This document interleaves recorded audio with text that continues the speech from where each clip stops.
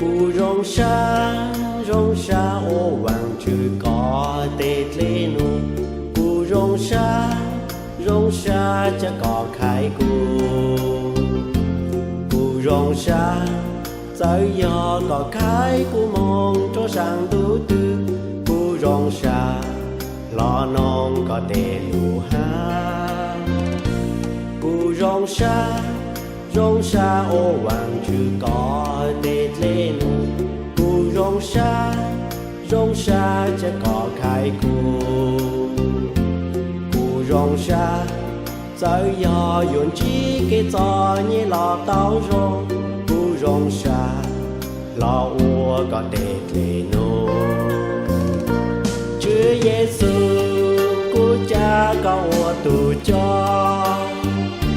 Họ có bằng của cú thâu sàn đê. Họ có thơ cú lưu ru của khó khó. Hà bằng của cú ua lại có lưu xa nhà. Cú rong xa ô vàng trừ có tết lê nụ. Cú rong xa cha có khai cù.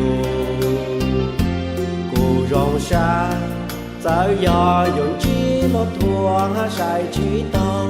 Cù rong xa dẫu xa wo có thể nô.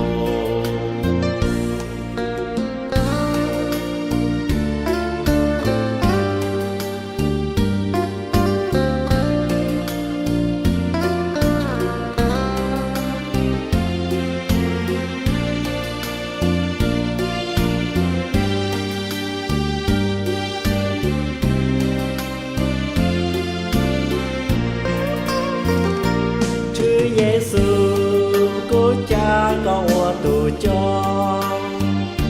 Họ có bằng của cú tàu sàn đê. Họ có thơ cú lưu ru của khó khó.